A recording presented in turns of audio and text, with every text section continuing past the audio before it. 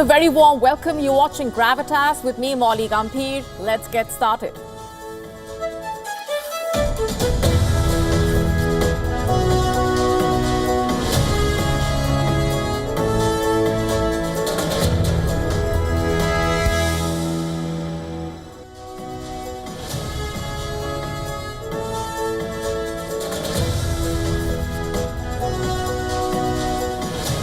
Our top story tonight on Gravitas focuses on the missile war between Israel and Yemen's Houthi forces, as the Israeli Defense Minister has described it as the first ever missile war in the region. On Gravitas tonight, we decode what this means for West Asia and beyond. And here's a look at what else is lined up for you on the show tonight. Israel's Attorney General has directed the police to investigate Sara Netanyahu, the wife of the Israeli Prime Minister, for alleged harassment of political opponents and a key witness in the Prime Minister's ongoing corruption trial. We tell you more about this. Has the Chinese Communist Party become the Chinese Corruption Party? We tell you why this question is being asked. Why is US President Joe Biden being accused of quiet quitting? We discuss all this and much more coming up.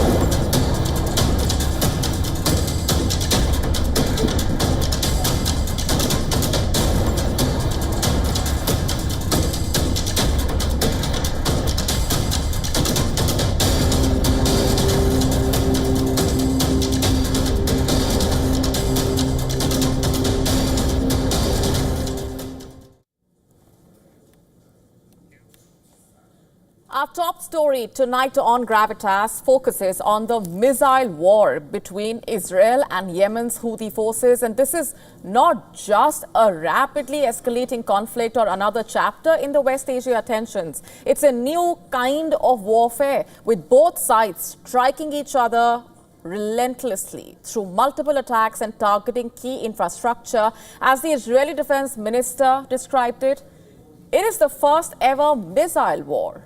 What does that mean? Let's just first break it all down for you.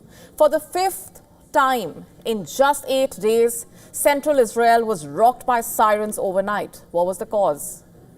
Another ballistic missile attack launched by Yemen's Iran-backed Houthi forces. What was the target, you ask? A major international airport in Tel Aviv. In fact, Israeli forces said that they intercepted the missile before it even reached their airspace. But the fear of falling debris triggered alarm across a wide area.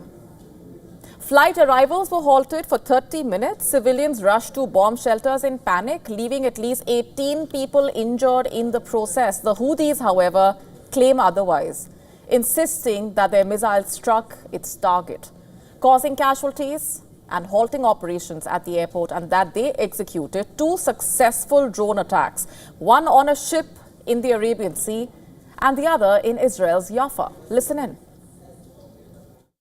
The missile force of the Yemeni armed forces carried out a specific military operation targeting Ben Gurion Airport in the occupied area of Jaffa, using a hypersonic ballistic missile of Palestine II type. The missile succeeded in reaching its target despite the enemy's censorship, and the operation resulted in casualties and the cessation of navigation at the airport. Now, this is just one part of the story. Hours earlier, Israeli warplanes unleashed a barrage of strikes deep into Yemen. The operation was massive. Dozens of fighter jets, spy planes and refuelers coordinated to hit Houthi-controlled infrastructure. Targets included Sana'a International Airport, the Houthis power plant and key Red Sea ports like Hodeidah and Salif. Reportedly, these facilities are critical for the Houthis' operations. According to reports in Israeli media, they serve as hubs for Iranian weapons transfers and the entry points for senior Iranian officials. The strikes also caused significant damage reportedly. The air traffic control tower was severely damaged and shattered glass could be seen covering the road and pavement outside the airport. People could also be seen rushing out of the airport after the Israeli airstrikes. The head of the World Health Organization has said that he was about to board a plane at the airport when it came under attack. The Israeli Prime Minister Benjamin Netanyahu said that the attack was aimed at cutting off, quote-unquote, the terror arm of Iran's axis of evil. Listen in.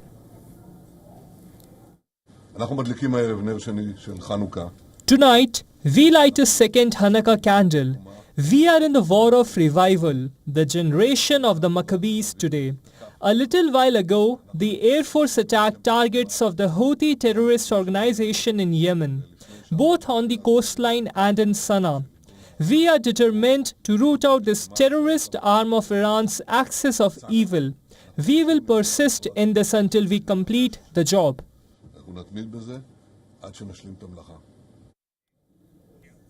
Meanwhile, the Israeli Defense Minister, Israel Katz, has said that the Israelis will hunt down Houthi leaders and continue retaliatory strikes until the job is done. Listen in. We've just seen a precise operation by the Israeli Air Force hitting specific Houthi targets in Yemen. At the airport, at the port, as we said, whoever hurts Israel, we will hurt them. We will hunt down all the Houthi leaders, hit them as we have done elsewhere. No one will be able to escape Israel's long measure.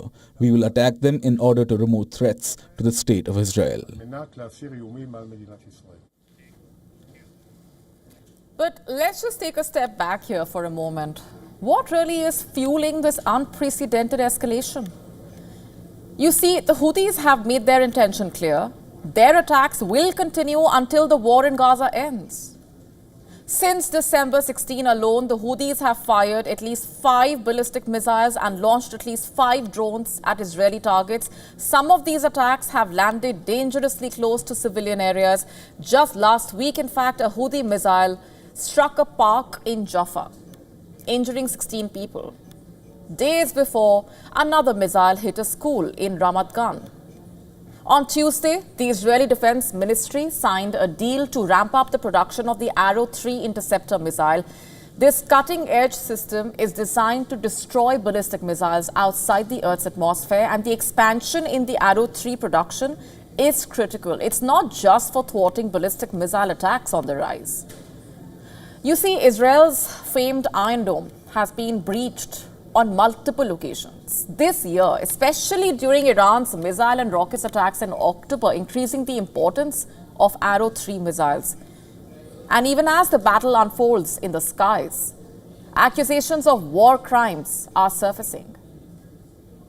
Meanwhile, the UN Secretary General Antonio Guterres warned of the risks of further escalation. He called for restraint, emphasizing that strikes on Red Sea ports and Sana'a airport endanger critical humanitarian operations, adding that millions in Yemen rely on these facilities for life-saving aid. Iran has also condemned Israel's actions. Tehran described the airstrikes as a quote-unquote violation of international peace and accused Israel of committing crimes against Yemen's people. Meanwhile, the Houthis are doubling down on their threats. Following Israel's latest strikes, Houthi leaders have promised swift retaliation. The stakes are higher than ever. This conflict is no longer confined to the borders of Yemen or Israel. It's spilling over into the Red Sea, the Arabian Sea, Tel Aviv suburbs and beyond. At this point, the immediate question is, how far will things go really? With both sides targeting strategic and symbolic assets, the potential for widespread catastrophic devastation is growing by the day. Israel is ramping up its missile defenses and striking back. The Houthis, supported by Iran, are showing no signs of backing down. Absolutely. What happens next in this war defined by advanced weaponry and new strategies is anybody's guess.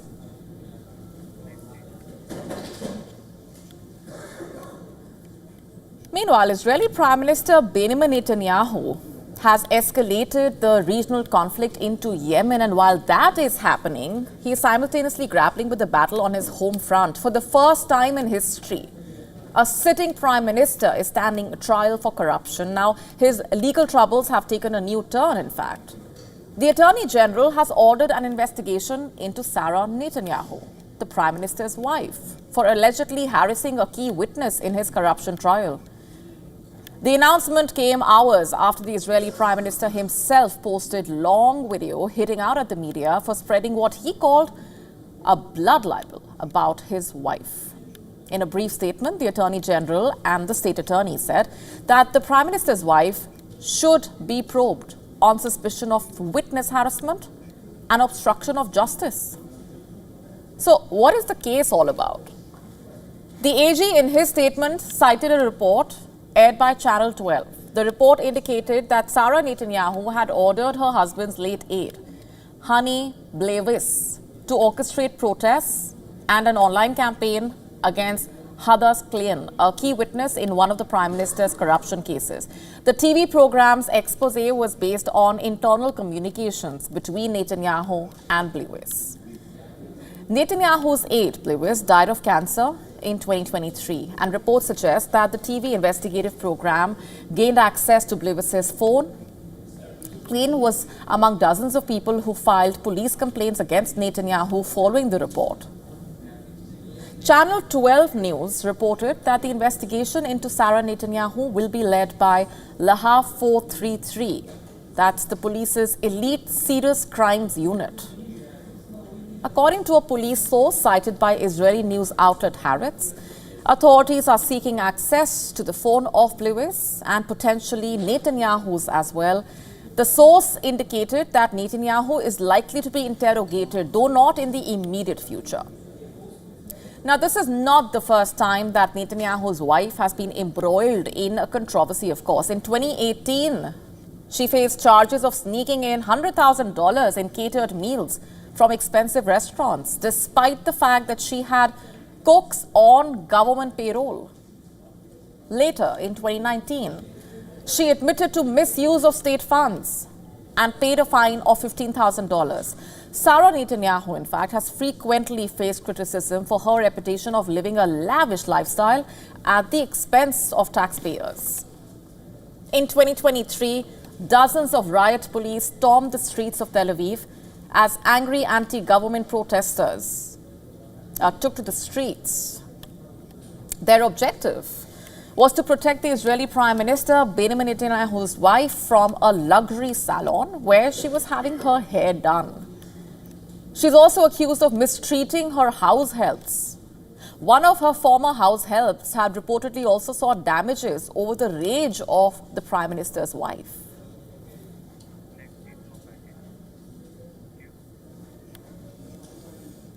Shifting focus for now, the Christmas Day crash of an Azerbaijan Airlines passenger jet near Kazakhstan has sparked an international debate over air safety in conflict zones. 38 of the 67 people on board died. Now, Russian authorities say that the plane was diverted due to drone alerts in the area as investigators race against time. Competing narratives are surfacing about what brought down the aircraft. Take a look at this next report.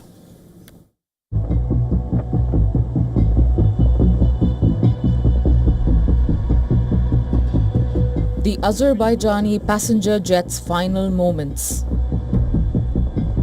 Images of the crash show the plane rapidly descending and flying erratically before hitting the ground and erupting into a devastating fireball upon impact.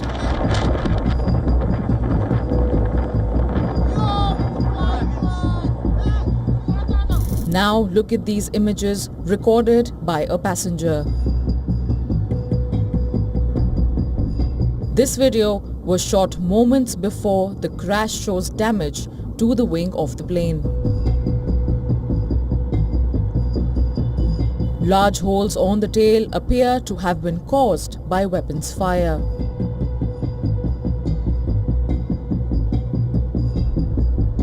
It could have been a number of things. Obviously, there have been issues with maintaining flights, maintaining aircraft. I didn't know if it was perhaps a Russian plane that was having issues with maintenance because of sanctions. Once I saw the photos of the damage pattern on the tail of the airplane, it seemed likely that it was potentially caused by an air defense system. Just because the shrapnel pattern was consistent with being shot down by a surface-to-air missile. Look at the flight trajectory. The Embraer 190 aircraft was supposed to fly northwest from the Azerbaijani capital Baku to the city of Grozny in Chechnya in southern Russia, but instead diverted far off course across the Caspian Sea. The crash site's proximity to Ukraine's conflict zone immediately raises red flags among aviation experts and international observers. Russian authorities initially attributed the crash to a bird strike, and Kremlin cautious against any hypothesis. Now, Russia's aviation watchdog says the crashed plane was rerouted amid dense fog and a local alert over Ukrainian drones. It is necessary to thoroughly identify all the circumstances of the incident. I should note that the situation in the area of Grozny airport that day and those hours was quite difficult. Ukrainian combat drones were mounting terrorist attacks on civil infrastructure in the cities of Grozny and Vladikavkaz. Due to this, in the area of the Grozny airport, the carpet plan was introduced, meaning all aircraft had to leave the indicated airspace immediately. The second black box has been found, which is supposed to hold conclusive proof of what really happened. But US intelligence suggests a more alarming scenario: the possibility of a tragic mistake made by Russian air defense systems. Sources familiar with Azerbaijan's investigation into the crash told Reuters that preliminary results showed the plane was struck by a Russian Panzer S air defense system. Its communications were paralyzed by electronic warfare systems on the approach into Grozny. What was happening on the territory of Russia, on the territory of the Chechen Republic at the time when the plane was flying there, points to a possible attack by an air defense system. The Pantsir S-1 air defense system, because Ukrainian drones were flying there at that very time, which shot down these Pantsirs. There is a video filmed at that time, plus or minus of course, with some time lag, and there are photos of used elements of this very Pantsir S-1 system. The Pantsir S-1 is a Russian-made medium-range surface-to-air missile system that combines missiles and automatic guns to protect critical infrastructure and military installations from aerial threats. The incident has sparked a heated debate about the dangers of operating aircraft in active or near conflict zones. Experts warn that the heightened military activity in the region, with drone attacks and deployment of sophisticated air defense systems, creates an environment ripe for misidentification and accidental targeting. Bureau Report, WION World is One.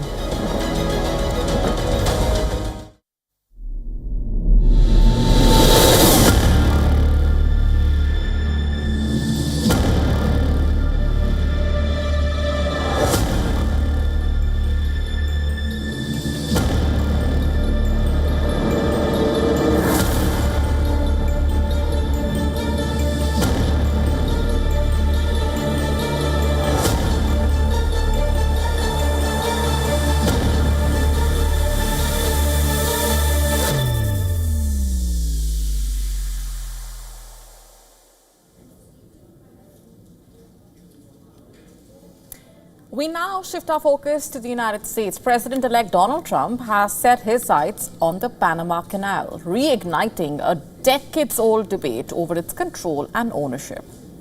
At the heart of Trump's rhetoric is a bold claim: the United States should reclaim the canal, which is a vital global waterway. Let's just unpack for you what has happened so far and where things stand right now and why this is extremely crucial. Also, why is Donald Trump eyeing the Panama Canal? Speaking at America Fest, an event hosted by the conservative group Turning Point USA, Trump accused the United States of being quote-unquote ripped off over the Panama Canal. In fact, he described the canal's transfer to Panama as a monumental mistake, stating the US quote-unquote foolishly gave it away. And he later took to his Truth Social platform, posting an image of the US flag flying over a narrow waterway with the caption, "Welcome to the United States Canal." Perhaps a clear sign of his ambitions. The president of Panama, Jose Raul Mulino, quickly responded. In a statement shared on his X account, Mulino declared, I'm quoting, "Every square meter of the Panama Canal and its surrounding territory belongs to Panama and will remain so," quote unquote. Trump took things a step further. Sharing a news article about Mulino's statement, he wrote, quote unquote, "We'll see about that." Now, Trump has also hinted at concerns over China's involvement in the canal's operations. On Truth Social, he alleged that the canal, once handed to Panama, should have remained free of influence from any other nation, particularly China. He wrote, I'm quoting, "It was solely for Panama to manage, not China or anyone else. We will never let it fall into the wrong hands," quote unquote. On Truth Social, Trump further said, "Merry Christmas to all, including the wonderful soldiers of China who are lovingly but illegally operating the Panama Canal," quote unquote. Mulino dismissed Trump's claims of Chinese interference, labeling them baseless, adding that China holds no operational sway over the canal. Es un sinsentido. No existe un solo soldado chino en el canal. It's nonsense. There's not a single Chinese soldier in the canal, and on the other hand, it's not going to happen. We maintain a respectful, well-managed relationship with China in terms of what is in the interest of both countries. I've always mentioned that I'm very interested in the relationship with China for the effect of Panamanian exports to a market that needs everything. I will wait till January 20th to do what corresponds, which I have not yet defined, with the government of the United States. At this moment, Mr. Trump is not president, nor does he have any government. So whatever he says, I will clarify it, and on my side, I will wait until January 20th to have an official government in front of me to talk about this and many other issues. Tiene gobierno alguno. Así que lo que él diga, ya se lo aclaré. Also, one crucial question is, why is the Panama Canal so significant? You see, the Panama Canal, constructed between 1904 and 1914, is a lifeline for global trade, connecting the Atlantic and Pacific Oceans. It accommodates 14,000 ships annually and handles approximately 2.5% of global maritime trade. For the US, the canal is particularly crucial. It, after all, facilitates the import of goods from Asia and supports key exports like liquefied natural gas. Ownership of the canal transferred to Panama on December 31, 1999, under a treaty signed by US President Jimmy Carter. Trump, however, has questioned the validity of this handover. In another remark, he suggested that if Panama fails to honor what he called, quote unquote, the moral and legal principles of the agreement, the US should demand the canal's return, quote unquote, quickly and without question. So, what is Trump's intention really? What is on his mind? Hard to say. But while Trump makes these remarks, leaving behind a string of questions, for Panama, the canal represents national pride and sovereignty. What does all of this lead to?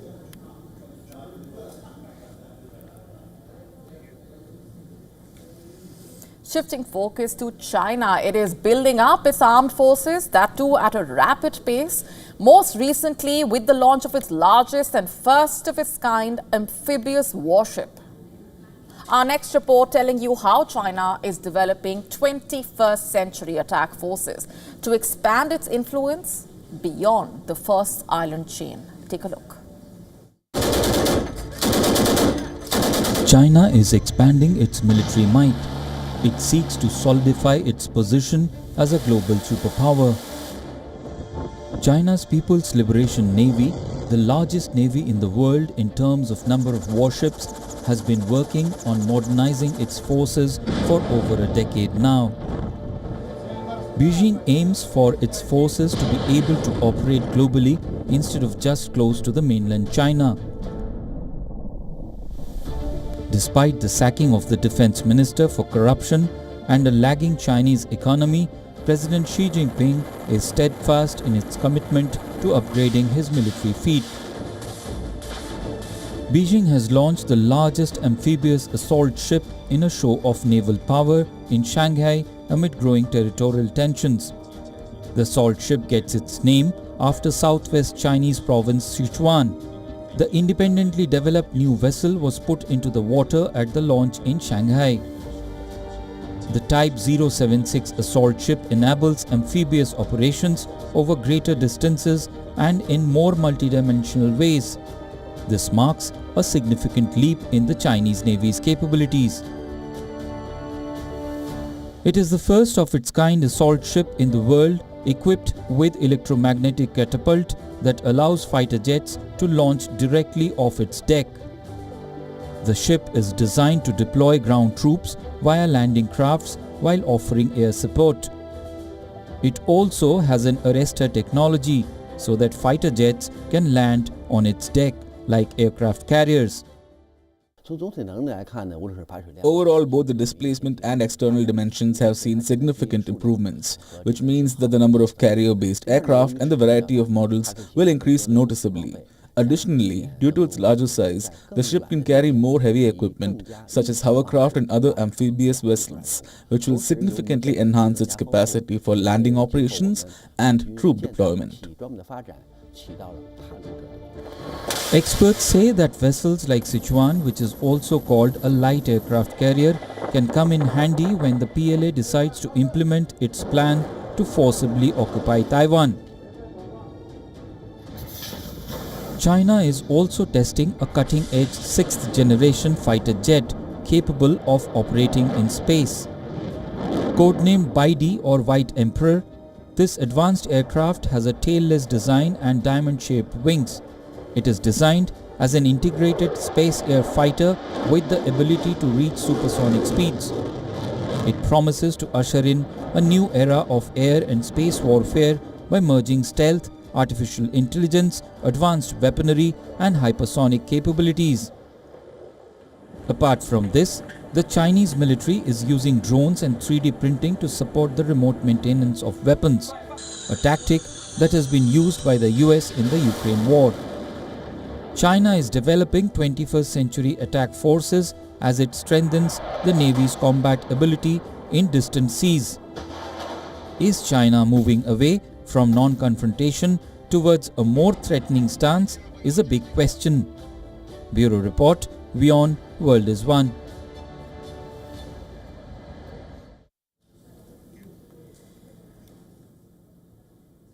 The question that's also looming is, has the Chinese Communist Party become the Chinese Corruption Party? Here's the latest reason why this question is doing the rounds. Chinese President Xi Jinping's anti-corruption drive is focusing on a record number of high-ranking officials this year. And in the latest, Beijing stripped 2 more generals in the People's Liberation Army of their lawmaker status.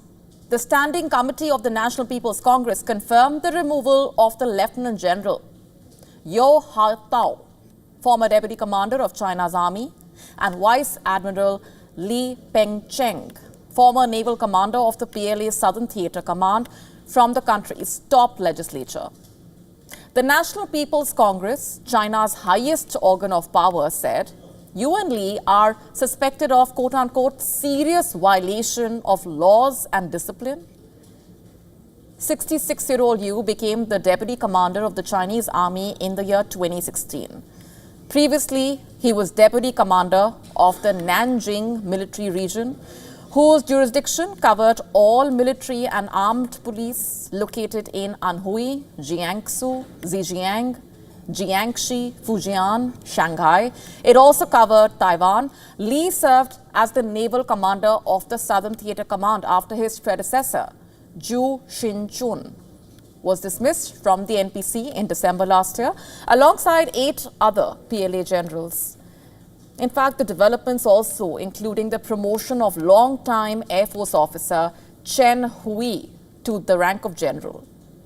Chen Hui is Beijing's army political commissar responsible for overseeing the ideology, political education, unit morale. Chen replaced Qin Shutong, whose whereabouts are not known. Now, the development comes as China's People's Liberation Army is undergoing internal changes.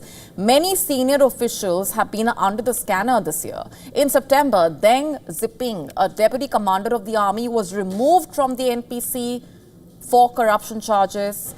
Deng was hailed as a war hero, in fact, during China's border clashes with Vietnam in the 1970s and 80s.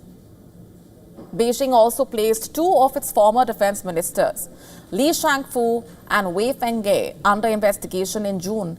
Wei served in the role from 2018 to 2023. Li was promoted to the job in March 2023 but sacked in October the same year. Li vanished from the public eye and was China's shortest serving defense minister. Latest reports saying that 56 senior cadre at vice ministerial level or above are being investigated. And this marks a jump of nearly 25% from 2023, when 45 high-ranking officials were subject to graft probes by China's anti-corruption agency.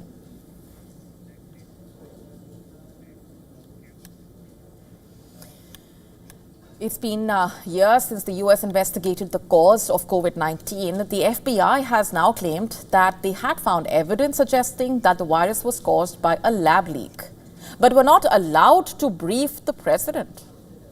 Joe Biden had ordered an investigation in May 2021 by US intelligence agencies and national laboratories.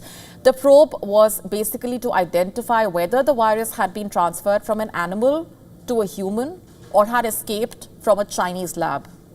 One of the most popular theories at the time was that it had been transferred from a bat at a wet market in Wuhan, where the virus first emerged in 2019. The National Intelligence Council, along with 4 intelligence agencies, had concluded with quote-unquote low confidence that COVID-19 had been transmitted from an animal to a human. This was then presented to Biden and his top aides in August 2021. Jason Bannon, a former senior scientist at the FBI, has now said in an interview to the Wall Street Journal reportedly that despite being the only national intelligence agency to conclude that a lab leak was likely, the FBI was snubbed from the briefing with Biden. The FBI reportedly had not only concluded a lab leak was likely, but that it had quote-unquote moderate confidence in its assessment more than any other agency. Bannon has said that the FBI had expected to make this case to the White House and found it surprising that no officials from the agency were invited to do so. The Office of the Director of National Intelligence has responded, saying that the differing views among the intelligence community had been fairly represented and that it was not standard practice to invite representatives from individual agencies to briefings for the president. The scientist has since retired but is calling for the evidence backing a lab leak theory to be reassessed. More than 3 years on since the review was published, the debate about the origins of COVID-19 still continuing in US agencies and departments.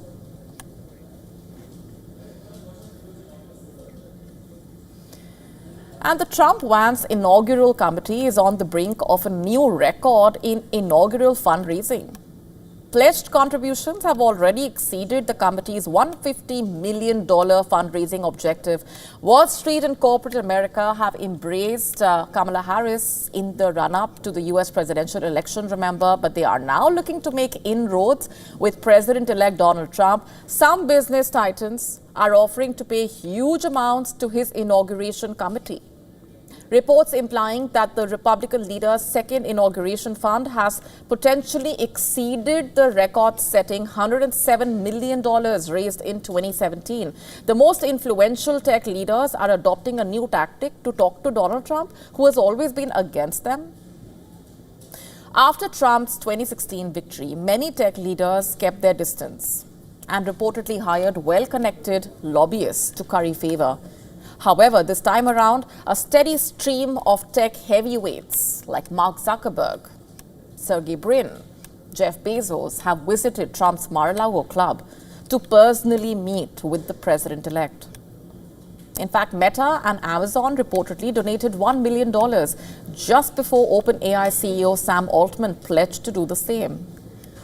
Automakers Ford, GM, Toyota joining tech companies making $1 million donations to Trump's inauguration. Trump on his Truth Social said, quoting, "Everybody wants to be my friend." That remark echoes a comment that he made during a press conference earlier, quoting again, "The first term, everybody was fighting me. In this term, everybody wants to be my friend."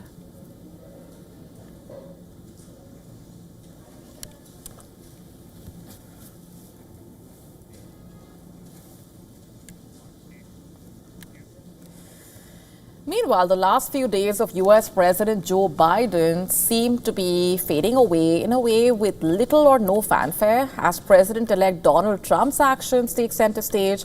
On Thursday, Biden, along with his wife, First Lady Jill Biden, arrived in the US Virgin Islands for the New Year's break. As president, after a somewhat busy month when he approved additional military aid for Ukraine and commuted the death sentences of 37 federal inmates, besides unexpectedly pardoning his son, Hunter Biden. Despite all this activity, Biden was forced to take a step back, a backseat in a way, as Trump seems to have taken over the media coverage as he prepares for his second presidential term. In fact, Trump has started laying the groundwork. Months before officially assuming office, he has met with world leaders and top executives and is making headlines by threatening to take back the Panama Canal. We just told you about that. While some Democrats are disenchanted in a way with how Biden has handled the end of his presidency, Democrats say there is a great level of disappointment in the way this presidency is ending. It's almost like a resignation at this point, quote unquote. They also added, quoting further, among the Democrats, nobody is looking forward to Donald Trump being president, but everybody is ready for the Biden presidency to be done, quote unquote. Interesting. And following the televised debate with Trump in the month of June, President Biden's standing has been, in a way, deeply affected, looking weak and questions being raised over his mental health. The president has been plagued by a lot of these questions. He was also compelled to give up the Democratic presidential nomination earlier.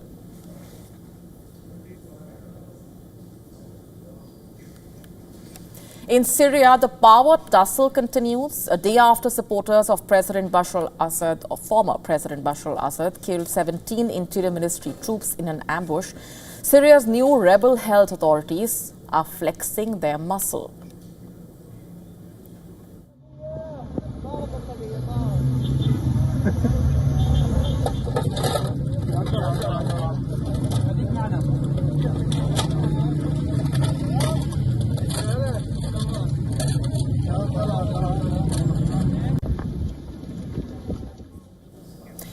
And these are images from the Syrian capital. Armed soldiers patrolling the streets of Damascus, holding sophisticated weapons, wearing army fatigues. These fighters of the Khalid Brigade are part of Syria's Hayat Tahrir al-Sham, or the HTS.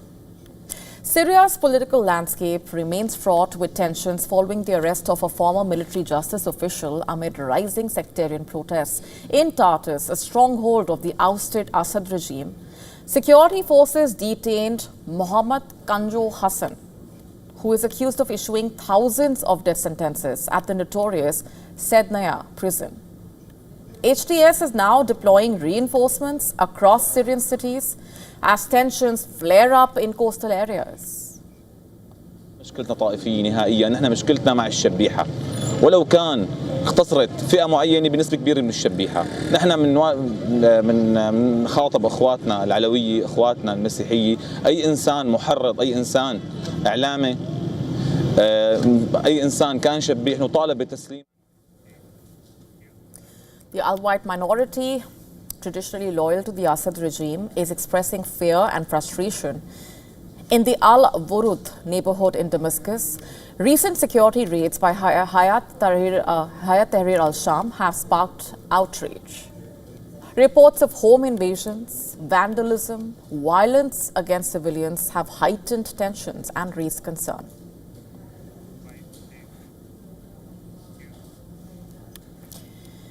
The UN mission to Afghanistan has called for an investigation into the Pakistani airstrikes in Afghanistan that reportedly killed 46 people.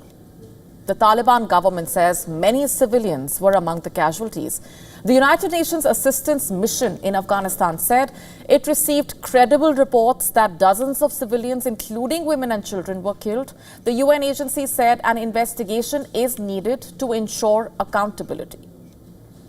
Pakistan's military forces carried out the airstrikes. Islamabad claimed the bombardment targeted quote-unquote terrorist hideouts and killed at least 20 militants, while rejecting claims that civilians are being harmed are baseless and misleading, they say. Footage from the attack showing 4 mud brick buildings reduced to rubble in 3 sites around 20 to 30 kilometers from the Pakistan border. Multiple residents saying the strikes hit in the late evening, breaking doors and windows in villages and destroying homes and an Islamic school. Afghanistan's Minister of Border and Tribal Affairs has called the attack a brutal, arrogant invasion, quote unquote, and asserted that it will not be left unanswered. We believe that our policy and our decisions are about maintaining good relations and engaging with our neighbors and the whole world. But such brutal attacks and bombings, invading anyone's territory, are not the way to solve anything, nor is there a solution, but it will make the situation more complicated and increase the ongoing problems. Especially in Afghanistan, the Afghan nation and people expect good relations, reciprocity, and good policy from neighboring countries. But in the meantime, when such a brutal and aggressive invasion occurs, it is unacceptable and will not go unchallenged. Pakistani Foreign Ministry claimed its security operations in border areas were intended to protect Pakistanis from terror groups, including TTP. The TTP last week claimed a raid on an army outpost near the border with Afghanistan, in which Pakistan said 16 soldiers were killed. In fact, the strikes are the latest spike in hostilities on the frontier between Afghanistan and Pakistan. Border tensions between the two sides have escalated since the Taliban government seized power in 2021.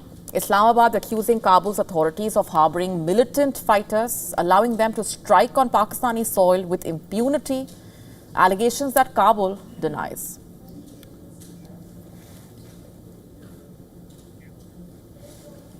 The Hong Kong police has announced bounties of around $130,000 for information leading to the arrest of 6 democracy advocates based overseas who are accused of national security crimes. As per local media, authorities said they would cancel the passports of 7 others for whom bounties had already been issued, including former lawmakers Ted Hui and Dennis Kwok. 5 of the 6 people targeted in the new list are accused of inciting secession and collusion with a foreign country or external forces. They range from 29-year-old Carmen Lau, a former district councillor now living in Britain, to former pollster Chung Kim Wah.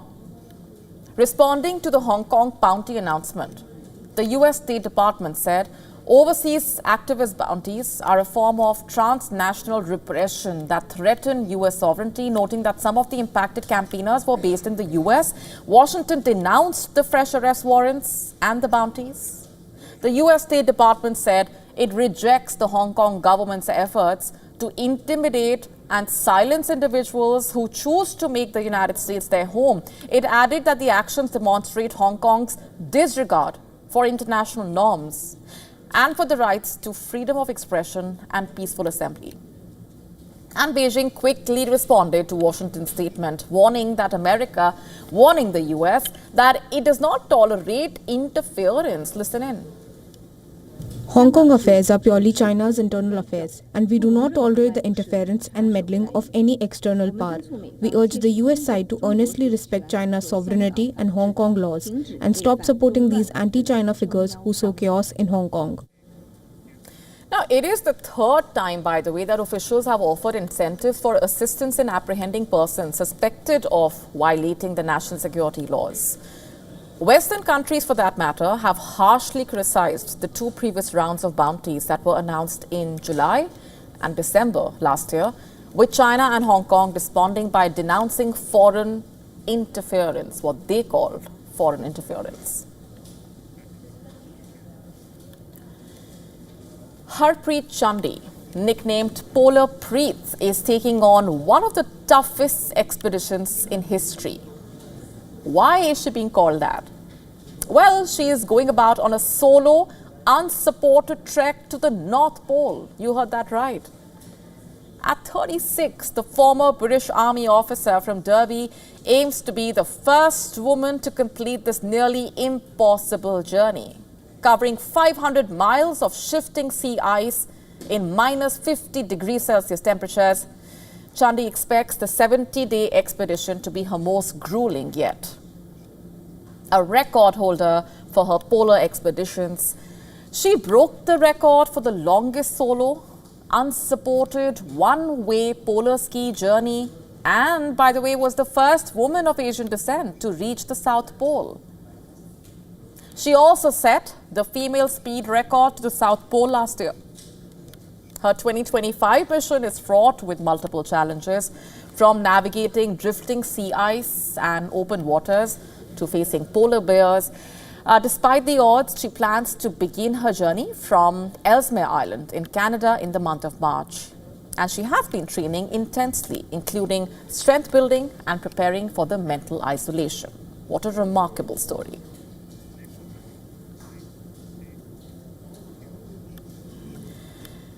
Are you sick of the air quality levels plummeting in your part of the world? Are you sick of choking on smog and fog? The hottest new travel trend then might be for you. It's all about breathing easy. In what way? Well, forget the sights. Tourists are now chasing the cleanest air on the planet. If you want to inhale luxury with every step, this might be for you. So take a deep breath and check out our next report to find out more.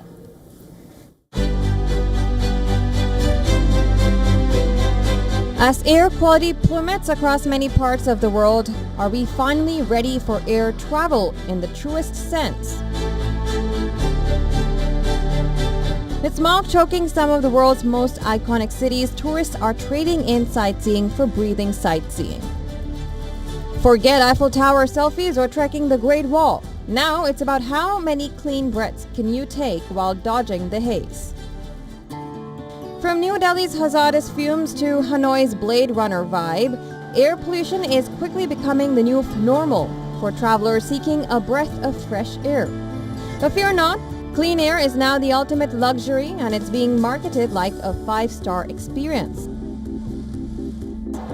Want to feel revitalized? Book a flight to Tasmania, where the air is as pure as the island's untouched nature. No smog, just breathtaking vistas and a waft of the purest oxygen. It's no longer about getting away, it's about breathing away. As air quality takes a nosedive, some tourists are willing to pay a premium to visit pristine, pollution-free zones, because after all, who needs the Great Wall when you can climb to the top for some fresh mountain air? It's the ultimate ecotourism, traveling to the places that haven't yet been choked by the world's carbon footprint. Business Bureau, WION World One. Let's now shift our focus to the ongoing border Gavaskar Trophy between India and Australia. The Indian cricket team finding themselves in a rather precarious position in the Boxing Day test in Melbourne. Smith's century and collective performance by the bowlers putting the hosts in control of the fourth and the second last test match of the series. In fact, early indications suggesting this could be yet another instance of Indian batters falling